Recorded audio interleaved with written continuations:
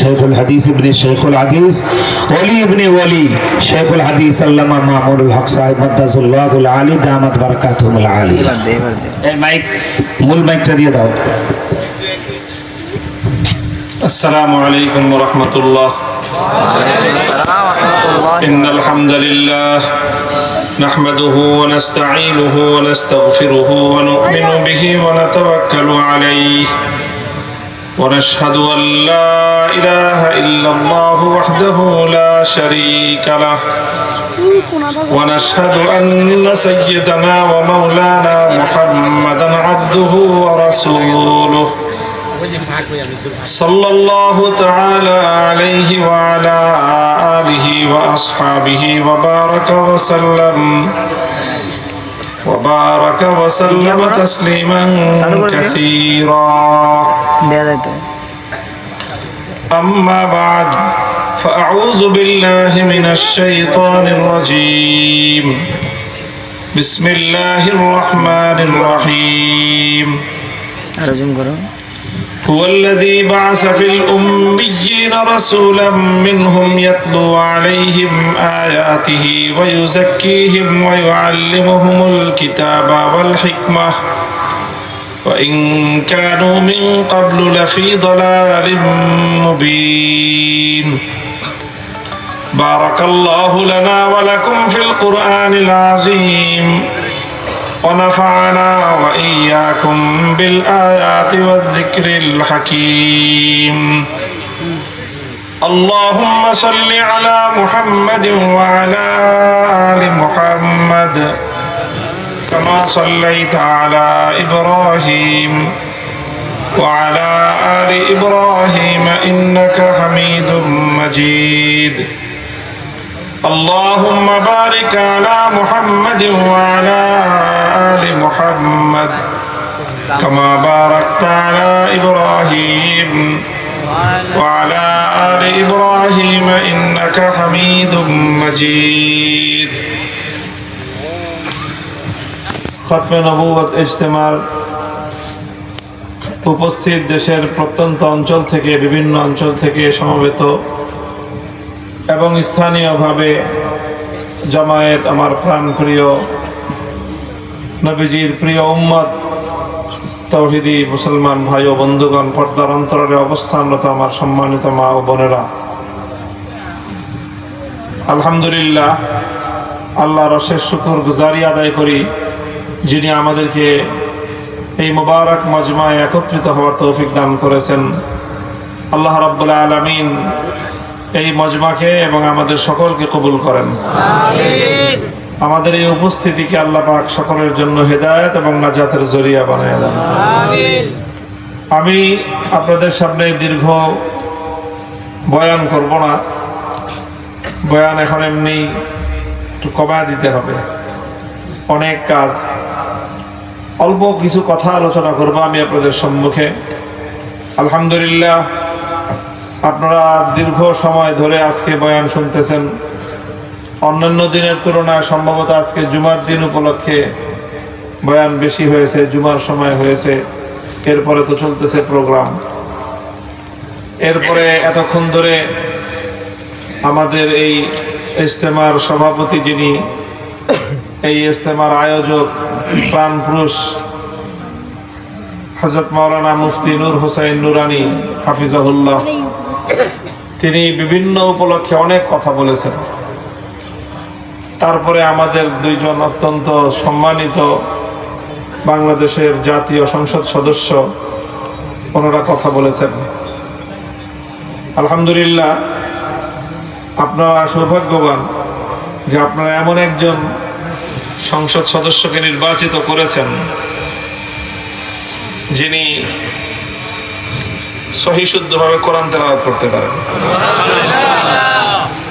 আমাদের দেশের যে অবস্থা, এটা কোনো ব্যক্তির দোষ না, যারা ভুল করেন তাদের দোষ কি দিব। এটা হলো আমাদের জাতীয় শিক্ষা ব্যবস্থার ত্রুটি, যে আমাদের এমপি, মন্ত্রী অথবা গণ্যমান্য ব্যক্তিবর্গ যারাই আছেন, তারা যে কোনো মঞ্চে দাঁড়িয়ে কোরআনে কারিমের এক দুইটা আয়াত তেলাওয়াত করলে আমাদের বাচ্চাদের মুখ চেপে ধরে রাখতে খুব কষ্ট হয় আমাদের। কারণ ওরা তো বুঝে না যে হাসাহাসি করা যাবে না। কিন্তু কোরআন শরীফের যে অবস্থা ওনারা করেন, এই বাচ্চাদেরকে তো এটা বোঝানো সম্ভব না যে এটা দোষটা ওনাদের না। দেখবেন, আপনি লক্ষ্য করে দেখেন, কিন্তু ওনারা তো বুঝেও না জিনিসটা, যে পোলাপান্না হাসে কেন, মনে করে যে খুশি হয়ে হাসতেছে। আরে কোরআনের আয়াত তো দূরের কথা, বিসমিল্লাহির রহমানির রহিমটাও যখন পড়েন, সচরাচর যত রাষ্ট্রীয় দায়িত্বশীলরা আছেন 99.99% ওনাদের এই বিসমিল্লাহির রহমানির রহিম, আউযু বিল্লাহি মিনাশ শাইতানির রাজিম, এরপরে একটা আয়াত যদি পড়েন, তাহলে যা অবস্থা করেন কোরআনের, তাতে আফসোসও হয়, দুঃখ হয়। আমরা বড়রা দুঃখে কান্দি, আর আমাদের বাচ্চারা তারা হাসতে থাকে। যদি কি বলতেছে, এই এত বড় মানুষটা বিসমিল্লাহ বলে এইভাবে পড়ে, এই অবস্থা হয় কিনা? তো আসলে মূলত এর ত্রুটিটা কোথায়? ত্রুটিটা হলো এই জায়গায়, যখন আমাদের জাতীয় শিক্ষা ব্যবস্থায় এদেশের নাগরিকরা যেই সময়টায় মুসলমানের সন্তান হিসেবে তার কোরআন শুদ্ধ করে তেলাওয়াত শেখার কথা, ওই সময় আমার এই রাষ্ট্র, আমার এই দেশ, তারা আমাদের সন্তানদেরকে সঠিকভাবে কোরআন শিক্ষা দিতে ব্যর্থ হয়েছে। এটা হলো এই জাতির চরম কলঙ্কজনক একটা অধ্যায়। কাজেই আপনারা আগামী দিনে এই ব্যাপারে সোচ্চার হন। এটা শুধু হুজুরদের কাজ না। হুজুররা তো আলহামদুলিল্লাহ কোরআন শরীফ ভালোভাবে তেলাওয়াত করতে পারেন না? তো পারেন না কারা? যারা মাদ্রাসায় পড়েন নাই তারা পারেন না। তো মাদ্রাসায় যারা পড়েন না, যাদের সন্তানদেরকে মাদ্রাসায় পড়ান না, আমি কথা বলবো না যে আপনাদের সব সন্তান মাদ্রাসায় দেন, এটা বলি না। আপনার সন্তান স্কুলেই পড়ান, কিন্তু মুসলমানদের 90% মুসলমানের দেশের জাতীয় শিক্ষা ব্যবস্থা স্কুলে কেন আপনার সন্তানকে শুদ্ধ কোরআন শিক্ষা দিবে না? কেন তারা সেখান থেকে সূরা ফাতিহাটা শুদ্ধ করে শিখতে পারবে না? সেখানে তো ABCD তো অ্যালফাবেট সবগুলি সহ একেবারে বিশুদ্ধ উচ্চারণ সহ সব শেখানো হয় তাদেরকে। ইংলিশ তো পটর পটর করে বলতে পারে। ইংলিশ বলতে না পারলে তো আপনাদের শিক্ষার মান উত্তীর্ণই হয় না। আমি ইংলিশ শিখতে না করতেছি না, সমালোচনা করতেছি না, বলতে চাচ্ছি চেষ্টা করলে যে পারা যায়, এটা তার প্রমাণ। তাহলে কেন আমার প্রাইমারি স্কুল থেকে, আমার হাই স্কুল থেকে যখন আমার একটা ছেলে অথবা আমার একটা মেয়ে এই 5 বছর প্রাইমারি স্কুল পড়লো, তাকে এত দুনিয়ার এত কিছু শিখাইলেন, সূরা ফাতিহাটা শুদ্ধ করে তেলাওয়াত করা শিখাইতে পারলেন না, এর জন্য কে দায় নিবে? এর জন্য অবশ্যই রাষ্ট্রীয় কর্তৃপক্ষকে দায় গ্রহণ করতে হবে। আমরা এই আওয়াজ ভয়েস রেজ করেছি, আমরা বিগত সময়ে আবারও করব, এবার শক্তিশালীভাবে করব। আলহামদুলিল্লাহ, বিগত যে কোনো সময়ের তুলনায় বাংলাদেশে রাজনৈতিকভাবে এখন আমাদের অবস্থান অনেক বেশি সংহত, অনেক শক্তিশালী। এমনি না, রক্ত দিয়ে আমরা এই অবস্থান আমরা খরিদ করেছি। কাজেই আগামীর বাংলাদেশে বিগত অন্তর্বর্তীকালীন সরকারের আমলে প্রাইমারি স্কুলের একজন ধর্ম শিক্ষক, কোরআনের শিক্ষক নিয়োগ দেওয়ার অব্যাহত আমরা দাবি জানাইছিলাম। ওনারা সেটা না শুনে নাচ আর গানের শিক্ষক নিয়োগ দেওয়ার সিদ্ধান্ত ফাইনাল করেছিলেন। পরে আমাদের প্রতিবাদের মুখে কোরআনের শিক্ষা দেয় নাই, শিক্ষকও দেয় নাই, নাচ গানের শিক্ষক দেওয়ার সেই সিদ্ধান্তটা বাতিল করেছে। এখানে মানুষ তাদের বাচ্চাদেরকে স্কুলে পাঠায় নাচ গান শেখানোর জন্য না। কারো যদি নাচ গান শিখতে মনে চায়, শিখাইতে মনে চায়, সারেগামা পাদানিসার শিক্ষক বাড়িতে রেখে তারপরে শিখায়। আমি জাতীয় দায়িত্বশীল হিসেবে সেটাকে আমি বন্ধ করতে বলি না। তোমার যার যার এই সমস্ত রুচি আছে, তুমি তোমার বাড়িতে করো, কিন্তু জাতীয় শিক্ষা ব্যবস্থায় তো সেটাই ঘটতে হবে যেটা সবার প্রয়োজন। বলেন, আপনারা কি কেউ চান? কয়জনে চায় বাংলাদেশের যে তাদের সন্তান, তাদের ছেলে আর মেয়ে নাচানাচি শিখুক? কয়জন লোক চায়? কয়জন লোক চায় যে তার সন্তান গান শিখুক? 1% তো পাওয়া যাবে না। তুমি তার জন্য তোমার গানের শিক্ষক নিয়োগ দেওয়ার জন্য তুমি পাগল হয়ে উঠছো, অথচ 100% মুসলমান চায় তার সন্তান স্কুলে গিয়ে কোরআন শিখুক। তো যদি নাগরিকদের, জনগণের ইচ্ছা পূরণ করাই যদি হয় শাসকের দায়িত্ব, ধর্মীয় দৃষ্টিকোণ বাদ দিলেও তো জনগণের চাহিদা পূরণ করার জন্য প্রত্যেকটা প্রাইমারি স্কুলে একজন কোরআনের শিক্ষক নিয়োগ দেওয়াটা এটা জরুরি হয়। ইনশাআল্লাহ এই বিষয়টা আমরা আগামী দিনে আমরা আরো সংহতভাবে, মজবুতভাবে আমরা এটা দাবি উত্থাপন করব। আলহামদুলিল্লাহ আমাদের এই বর্তমান সরকারের বিএনপির মধ্যেও অনেক ভালো ভালো লোকজন আছেন। আমরা আশা করি যে যারা এই বিষয়গুলি সরকারের ভিতর থেকেও পজিটিভলি সরকারকে, দায়িত্বশীলদেরকে এই কথাগুলি বুঝিয়ে আমাদের দেশে সেটা বাস্তবায়ন করতে পারবেন ইনশাআল্লাহ। তো যেই কথা থেকে আসলাম যে যখন এই হলো অবস্থা জাতীয় নেতৃত্বের, সেই যুগে আপনাদের এমপি সাহেব আলহামদুলিল্লাহ কোরআনের যেভাবে আয়াত তেলাওয়াত করলেন, শুধু কোরআনের আয়াত না, রাসূল সাল্লাল্লাহু আলাইহি ওয়াসাল্লামের হাদিসও চমৎকার আরবি বিশুদ্ধ প্রনাউন্সিয়েশনে তিনি উচ্চারণ করলেন। আল্লাহ আরো বরকত দান করেন।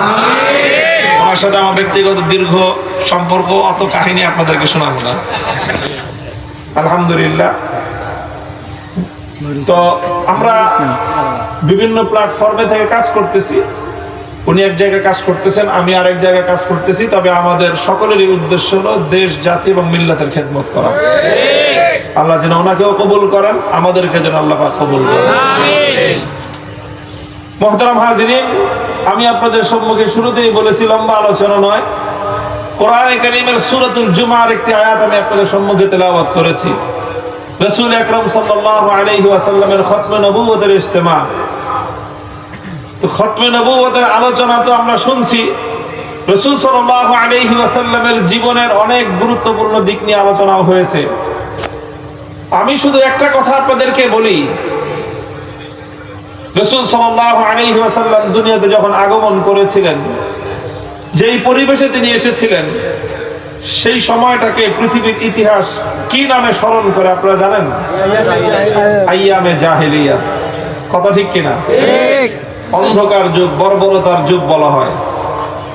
সেই যুগটায় আল্লাহর নবী আসলেন, নবুয়ত লাভ করলেন।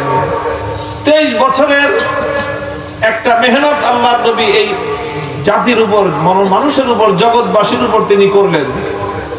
রাসূল সাল্লাল্লাহু আলাইহি ওয়াসাল্লামের এই মেহনতের মাধ্যমে যেই যুগটা সৃষ্টি হলো, সেই যুগটাকে কি বলে আপনারা জানেন?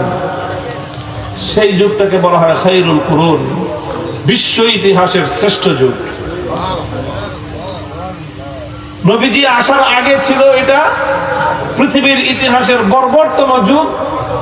23 বছরের মেহনতে সেই যুগটা পরিবর্তন হয়ে গেল বিশ্ব ইতিহাসের স্বর্ণালী যুগ, সোনালী যুগ।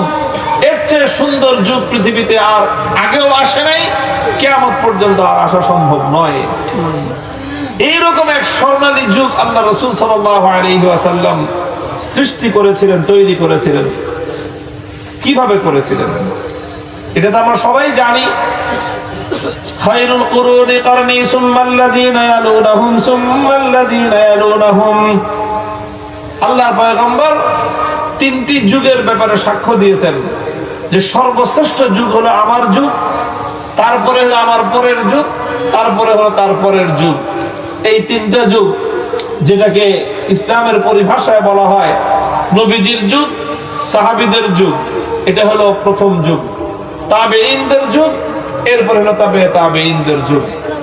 একটা হলো ওই সকল লোকদের যুগ যারা আল্লাহর নবীকে দেখেছেন, তারপরে হলো ওই সকল লোকদের যুগ যারা নবীকে যারা দেখেছে, তাদেরকে যারা দেখেছেন, তাবেঈদের যুগ। তৃতীয় যুগ হলো ওই সকল লোকদের যুগ যারা নবীকেও দেখে নাই, নবীর সাহাবীকেও দেখে নাই, তবে এমন কাউকে দেখেছে যারা নবীর সাহাবীকে দেখেছে, যাদেরকে বলা হয় তাবেঈর যুগ। এই 3টা যুগ হলো পর্যায়ক্রমে বিশ্ব ইতিহাসের শ্রেষ্ঠ যুগ। এটা আমাদের কথা নয়, এটা স্বয়ং আল্লাহ রাসূল সাল্লাল্লাহু আলাইহি ওয়াসাল্লামের নিজের ভাষ্য। এই যে একটা